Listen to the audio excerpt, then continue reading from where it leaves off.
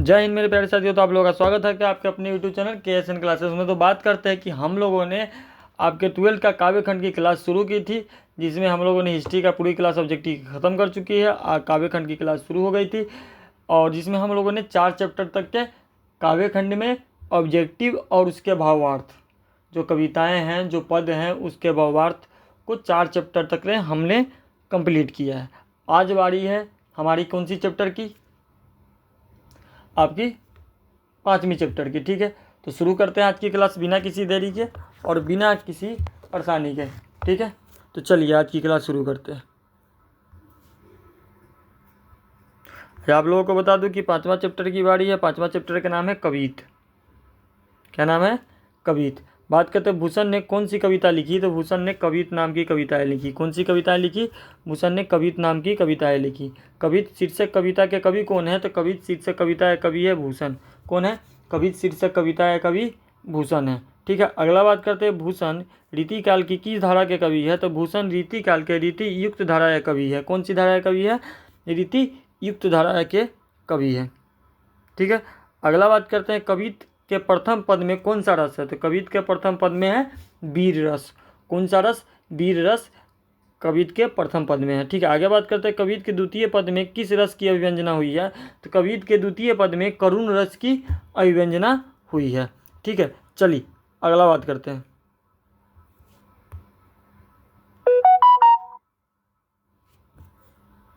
अगला है कि मुख्यतः भूषण ने मुख्यतः किस भाषा में रचना की? तो भूषण ने, जो हमारे कवि थे, उन्होंने ब्रज भाषा में रचना की है। ठीक है, छत्रसाल की तलवार ने कौन सा रूप धारण कर रखा था? तो छत्रसाल की तलवार ने रौद्र रूप धारण कर रखा था। आगे बात करते हैं छत्रसाल की तलवार काली देवी को क्या प्रदान करती है? तो छत्रसाल की तलवार काली देवी को प्रसाद प्रदान करती है।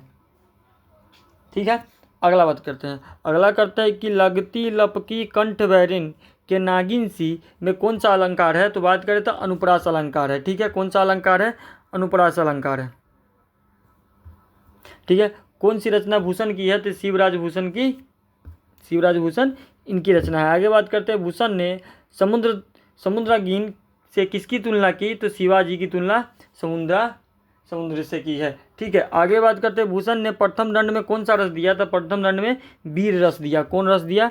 वीर रस। ठीक है, अगला बात करते हैं भूषण ने द्वितीय छंद के में किस रस की अभिव्यंजना हुई है? तो द्वितीय छंद में रौद्र रस की अभिव्यंजना हुई है। ठीक है, अगला बात करते हैं।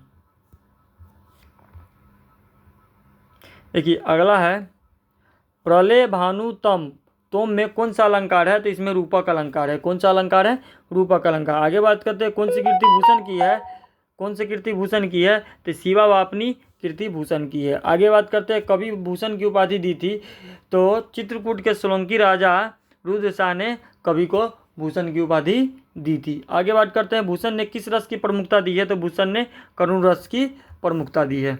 ठीक है, अगला बात करते हैं शिवराज भूषण में कितने अलंकारों का निरूपण किया है? तो शिवराज भूषण ने आपके 105 अलंकारों का निरूपण किया गया है। आगे बात करते हैं भूषण की कीर्ति नहीं है, तो भूषण की कीर्ति नहीं है हर्षोल्लास। कौन सी कीर्ति नहीं है? हर्षोल्लास भूषण की कीर्ति नहीं है। आगे बात करते हैं भूषण के प्रिय नायक कौन है? प्रिय नायक है, भूषण के प्रिय नायक है छत्रपति शिवाजी और छत्रसाल। कौन? छत्रपति शिवाजी और छत्रसाल। आगे बात करें शिवाजी के पुत्र का नाम था, शिवाजी के पुत्र का नाम था साहू जी। क्या नाम था? साहू जी। ठीक है, अगला देखिए।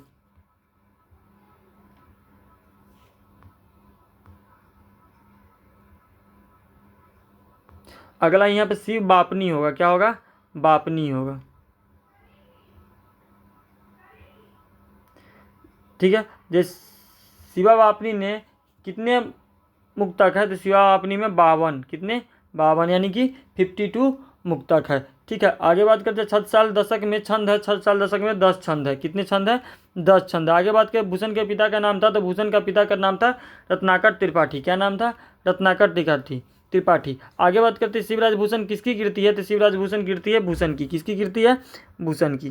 ठीक है, आगे बात करते हैं भूषण किस काल के कवि थे। भूषण रीत काल के कवि थे। किस काल के? रीति काल के भूषण कवि थे। आगे बात करते हैं शिव बापनी में कितने मुक्तक है। ये क्वेश्चन दोबारा रिपीट हो गया, याद रखिएगा। शिव बापनी में मुक्तक की संख्या 52 है। ठीक है, आगे बात करते हैं कि चिंतामणि त्रिपाठी भूषण के कौन थे। तो चिंतामणि त्रिपाठी के भूषण के थे भाई। आगे बात करते हैं शिव बापनी में कितना वीरता का बखान है। तो किसकी वीरता का बखान है। तो शिवाजी के वीरता का बखान है। ठीक है, चलिए अगला एक लास्ट ऑब्जेक्टिव में रह जाता है। एक लास्ट ऑब्जेक्टिव में ये रह गया है कि छत्रसाल दशक किसकी कीर्ति है। तो छत्रसाल दशक कीर्ति है भूषण की। किसकी कीर्ति है? भूषण की। तो चलिए हमारी ऑब्जेक्टिव की यहीं तक थी इस चैप्टर की। अब बात करते हैं भावार्थों पे आते हैं। भावार्थों को बेहतर ढंग से समझने का प्रयास करते हैं। चलिए पहला भावार्थ है, पहला पद है कि इंद्र जिमी जंब पर बराव जौ अम्भ पर रावण सतम्भ पर रघुकुल राज है। कहने का मतलब है कि प्रस्तुत पंक्ति कविभूषण शिवाजी के शौर्य का बखान करते हुए कहते हैं कि शिवाजी का मलेच्छ पर उसी प्रकार राज है जिस प्रकार इंद्र का यम पर, समुद्र की अग्नि का पानी पर और राम का रावण पर। कहने का मतलब है कि ये जो कवि हमारे भूषण जी हैं वो शिवाजी, छत्रपति शिवाजी का बखान इस तरह से किया है कि देखिए जिस प्रकार क्या है ना, इंद्र का शासन यम पे है, राज करते हैं, ठीक है, और जिस प्रकार समुद्र अग्नि का पानी पर और राम रावण पर, जिस तरह वो अपना वर्चस्व है, उनका अपना राज है, उसी तरह शिवाजी का भी है। ठीक है, इस तरह से इनकी इस पंक्ति में भूषण ने शिवाजी के शौर्य की तुलना इंद्र, समुद्र, अग्नि और राम के साथ की है। कहने का मतलब है कि इस पंक्ति में जो शिवाजी की जो तुलना किए हैं ना, जो हमारे भूषण जी ये कवि जो है वो उनकी तुलना, उनकी शौर्य के, उनकी पराक्रम की, उनकी वीरता की तुलना ना वो समुद्र से, इंद्र से, अग्नि से और राम जी से किए हैं। ठीक है, ये चीज़ों को ध्यान में रखिएगा। पहला पद का ये था। अगला बात करते हैं। देखिए अगला है पौनवाड़ी व पर शंभु रतिमा पर जौ सहस्रबाहु पर राम द्विजराज है। कहने का मतलब है कि प्रस्तुत पंक्ति में कविभूषण जी शिवाजी के शौर्य का बखान करते हुए शिवाजी का मलेच्छ पर इस प्रकार राज है जिस प्रकार हवाओं का बादल पर, भगवान शिव का रीति के पति कामदेव पर और परशुराम का सहस्र बाहु पर। इन पंक्तियों कहने का मतलब यह है कि शिवाजी का शौर्य का बखान जो हमारे कवि हैं भूषण जी कहते हैं कि जिस प्रकार हवाओं को बादल पर है, वर्चस्व जो कहते हैं ना, वर्चस्व भगवान शिव के का रीति के पति पर यानी कामदेव पर, परशुराम को सहस्रबाहु पर, उसी प्रकार इस पंक्ति में पहले पद में तुलना उन्होंने समुद्र, अग्नि और राम से किया था। ठीक है, किए थे। अब इस वाले में तुलना कर रहे हैं किसके साथ? शिवाजी शौर्य की तुलना हवाओं, शिव और परशुराम के साथ भी, सब परशुराम के साथ की है। ठीक है, अब अगला भावार्थ में देखते हैं कि इनकी तुलना किसके साथ की जा रही है। देखिए याद अगला है कि दावा द्रुम दंड पर चीता, मृग झुंड पर, भूषण वितुंड पर जैसे मृगराज। देखिए कह रहे हैं कि प्रस्तुत पंक्ति कवि भूषण शिवाजी के शौर्य का बखान करते हुए कहते हैं कि शिवाजी का मलेच्छ पर उसी प्रकार राज है जिस प्रकार जंगल की आग का वृक्ष के डालों पर, चिताओं का हिरणों के झुंड पर, हाथी पर सिंह का राज है। इन पंक्तियों में भूषण जी शौर्य की तुलना जंगल, आग, चीता और सिंह के साथ की है। क्या कह रहे हैं कि जिस प्रकार जंगल की आग का वृक्ष के डालों पर उनका तुलना है, उसकी प्रकार चीता की तुलना, चीता हिरणों को झुंड पर भारी पड़ता है, उसके बाद झुंड पर और हाथी पर सिंह का राज है। ठीक है, इस पंक्ति में यानी कि तीसरे वाले में इनकी तुलना किसके साथ की है? जंगल की आग, चीता और सिंह के साथ ये किए हैं। ठीक है, अगला देखिए अगला क्या कहता है। अगले वाले में देखते हैं इनकी तुलना किस पर किया जा रहा है। तेज अंश पर कान्हा जिमी कंस पर, यो मलेच्छ वंश पर शेर शिवाराज है। क्या रहे हैं ये समझिए कि प्रस्तुत पंक्ति कवि भूषण शिवाजी के शौर्य का बखान करते हुए कहते हैं कि शिवाजी का मलेच्छ पर उसी प्रकार राज्य है जिस प्रकार उजाले का अंधेरे पर, कृष्ण का कंस पर राज है।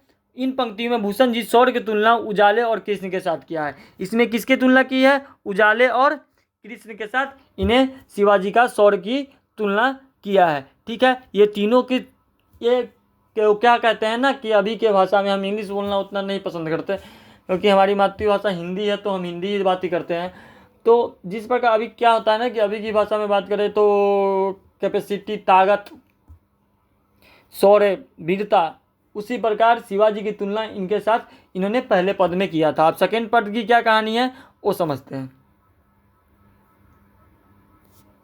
सेकेंड पद में है निक्षत मयान ते मुखे परले भानु कैसी फारे तम तोम से गयंदन के जाले को। कहने का मतलब है कि प्रस्तुत पंक्ति कविवर भूषण द्वारा रचित कवित शीर्षक पाठ से अवतारित जिनमें कविभूषण ने छत्रसाल की वीरता, पहले में देखिए याद रखिएगा, पहले में इन्होंने शिवाजी के वीरता, शिवाजी का बखान किया था। किसका? शिवाजी का। और सेकेंड वाले में इन्होंने, ये वाले में, सेकेंड वाले में इन्होंने छत्रसाल की बात कर रहे हैं। किसकी? छत्रसाल की। ठीक है, क्या कह रहा है कि कवि कहते हैं कि छत्रसाल की तलवार मयान से इस प्रकार निकलती है जैसे प्रलयकारी सूर्य से उसकी किरणें निकलती है, तथा वो गयंद अर्थात हाथियों की जाल को इस प्रकार तितर बितर कर देता है जैसे सूर्य के किरणें अंधेरों को। कह रहा है कि ये हमारे जो कवि हैं भूषण जी, ये कह रहे हैं कि छत्रसाल की जो तलवार है, छत्रसाल की, वो क्या कहते हैं, उसकी वीरता की और धैर्यता की वर्णन करते हुए कहते छत्रसाल की जो तलवार है वो मयान से, क्या कह रहे हैं कि मयान से इस प्रकार निकलती है कि उनकी मयान से इस प्रकार, जिस प्रकार सूर्य के किरणें जो प्रलयकारी होता है ना, उसी तरह उनकी जो मयान है तलवार की, उतनी उसकी गयंद मतलब कि उसकी आवाज़ से, किसकी? उसकी गयंद मतलब उसकी आवाज़ से हाथियों को कि इस प्रकार तितर बितर करता है ना, जैसे कि जिस प्रकार तलवार की आवाज़ है ना, उससे हाथियों को इस प्रकार तितर बितर कर देता है, यानी कि गिरा देता है, यानी कि वो हाथी उसकी आवाज़ सुन के थोड़ी बौखला जाते हैं, जैसे कि सूर्य की किरणें अंधेरों को, यानी कि कैसे सूर्य की किरणें पड़ते अंधेरी सारी गायब हो जाती है। ठीक है, उसी प्रकार इनकी तलवार की तुलना, इनकी वीरता, इनकी शौर्यता बताया। फर्स्ट में शिवाजी का, सेकंड में याद रखिएगा छत्रसाल का। अगला है लगती लबकी कंठ बैरिन के नागिन सी रुद्रही रे छावे दय दय मुंडन की माल को। देखिए क्या कह रहा है कि प्रस्तुत पंक्ति कविभूषण द्वारा रचित शीर्षक कविता पाठ से अवतारी जिनमें कविभूषण ने छत्रसाल की वीरता, धैर्यता और पौरुष का वर्णन किया है। कवि कहते हैं कि हे राजन, आपकी तलवार शत्रुओं के गर्दन से नागिन की तरह लिपट जाती है और रुद्र को प्रसन्न, यानी कि शिव को प्रसन्न करने के लिए उन्हें मुंडो यानी सिर की माला अर्पित कर रही है। कहने का मतलब ये कहते हैं वो किनसे? छत्रसाल से कि हे राजन, आपकी तलवार तो क्या शत्रुओं के गर्दन में यानी कि नागिन की तरह लपेटती है, जिस तरह नागिन किसी गर्दन में लिपटा जाता है ना, उसी तरह। और क्या कह रहे हैं, उनको शिव को प्रसन्न करने के लिए आप क्या मुंड के यानी कि सिर की माला को अर्पित करते हैं। क्या करते हैं? अर्पित कर रही हैं। ठीक है, इसमें भी इनकी शौर्य की बातें की जा रही है।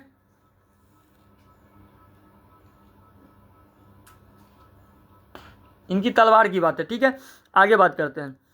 क्या रहा है कि लाल क्षितिपाल छत्रसाल महावाल वली काहो लो बखान करो ते करावल को। कहने का मतलब है, कवि कहते हैं कि हे वलिष्ठ और विशाल भुजाओं वाले महाराज छत्रसाल, मैं आपकी तलवार का कहाँ तक बखान करूँ। आपकी तलवार अत्यंत प्रलयकारी और शत्रुओं के समूह को नष्ट कर रही है। देखिए छत्रसाल जी के तलवारों का वर्णन करते हुए कहता है कि हे वलिष्ठ और विशाल भुजाओं महाराज छत्रसाल, मैं आपकी तलवार की बखान कहाँ तक करूँ, कितना करूँ, जितना भी कर रहा हूँ कम पड़ रहा है। और कि आपकी तलवार अत्यंत प्रलयकारी यानी कि अत्यंत विनाशकारी है, हर चीज़ को नष्ट करने वाला है, जो शत्रुओं के समूह को नष्ट कर रही है।